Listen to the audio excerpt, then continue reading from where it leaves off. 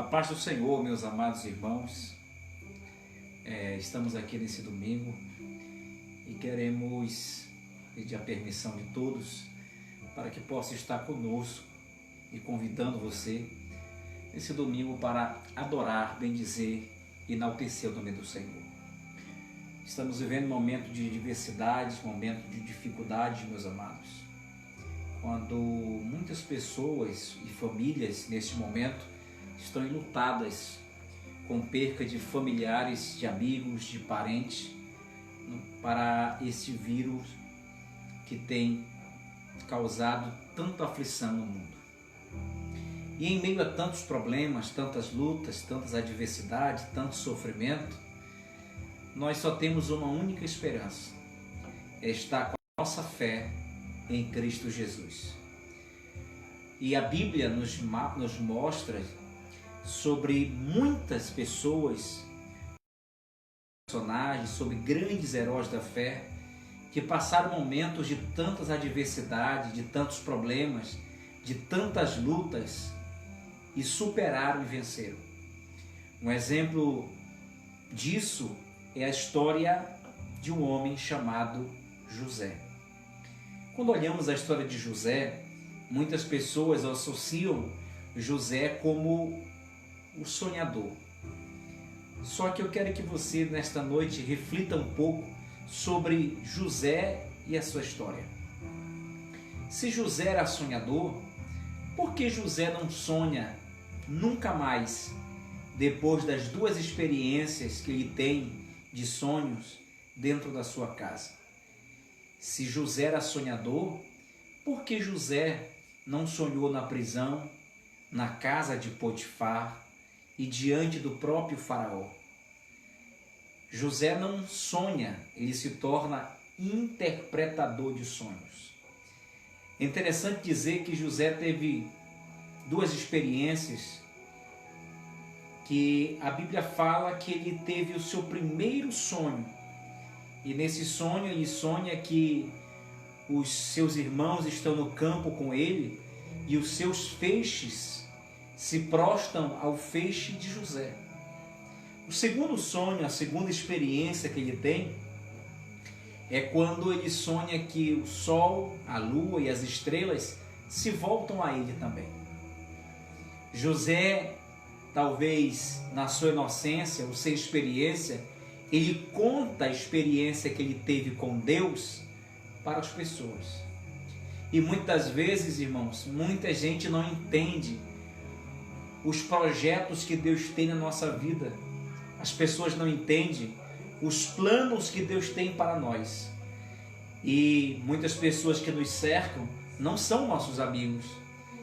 E a gente começa a conversar, começa a relatar e começa a falar o que não devemos. José falou para a sua família e nem o seu pai, nem a sua mãe, nem os seus irmãos entenderam o que Deus tinha na vida dele. Vamos entender se a vida de José foi um sonho, essa experiência, ou foi algo muito maior.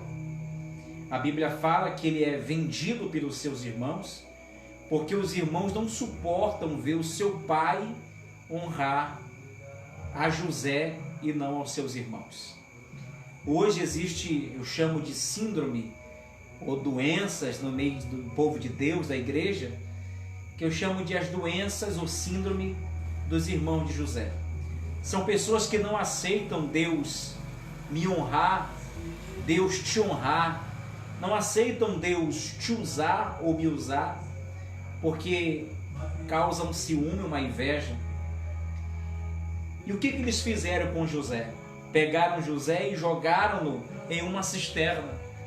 Eles achando que pegando José e jogando José numa cisterna iam acabar com a vida de José, com os sonhos de José, com os projetos de Deus na vida dele. Quem está na direção de Deus, quem é projeto de Deus, não adianta nos jogar numa cisterna, não adianta nos jogar numa cova. Eu estou falando isso espiritualmente. Não adianta tentar defamar, criticar aquele que está num projeto de Deus. Deus tem algo especial com ele. Quando nós vemos essa situação, meus amados, a Bíblia fala que José, ele foi jogado dentro daquela cisterna e os seus irmãos achavam que haviam acabado com a vida dele. Depois o pegam e vendem como escravo. José, todos conhecem a história, vai para a casa de Potifar. Da casa de Potifar ele vai para a cela, ele é preso. E ali começa uma experiência, uma segunda experiência de José com Deus. José interpreta o sonho do copeiro e o sonho do padeiro. Uma coisa interessante quando falamos de José é que não existe um personagem na Bíblia mais parecido com Jesus do que José. Na tipologia teológica, José tem a visão, a imagem de Cristo no Antigo Testamento. Vou lhe falar algo que você vai entender. José era amado do seu pai, assim como Jesus Cristo, o nosso Senhor, era amado do seu pai. José foi enviado pelo seu pai para ajudar os seus irmãos no campo. Jesus foi enviado por Deus para socorrer a humanidade. José foi traído pelos seus irmãos. Jesus foi traído pelo seu povo. José foi vendido por moedas de prata. Jesus foi vendido por moedas de prata. A Bíblia fala também que José perdoou seus irmãos no momento em que eles estavam diante dele. A Bíblia fala que Jesus estava na cruz do Calvário e expressou a frase dizendo: Pai, perdoa eles, porque não sabe o que faz. A coisa mais interessante que nós vemos na vida de José é que José, quando interpreta o sonho de Faraó, Faraó lhe dá um nome. Ele não era chamado mais José ou Yosef, como é em hebraico, mas a Bíblia fala que ele recebeu o nome de Zaphnat Paneia, que significa aquele que salva o mundo, ou salvador do mundo. José saiu de dentro daquela prisão e interpreta o sonho de Faraó. No momento que ele interpreta o sonho de Faraó, o Faraó o exalta, de uma maneira que ele se torna governador. Entenda uma coisa: no momento em que ele está como governador, os seus irmãos estão vindo de uma terra faminta em busca de comida. E automaticamente, ele sendo governador, ele era reverenciado pelo povo. Nós entendemos que da mesma forma os seus irmãos o reverenciaram. Naquele momento, meus amados, em que os seus irmãos vão até José pedir alimento, se cumpre o sonho de José. Eram os feixes se prostrando a ele. Era o sol, a lua, as estrelas se prostrando a ele. Eu entendo que José não era sonhador. Aquilo era apenas um projeto de Deus. Deus revelou a José o seu projeto. Uma coisa é nós sonharmos, outra coisa é Deus sonhar o nosso futuro e a nossa chamada. Talvez os meus sonhos, os teus sonhos não se tornem realidade. Talvez os nossos projetos se frustrem, mas os projetos de Deus nunca se frustrarão.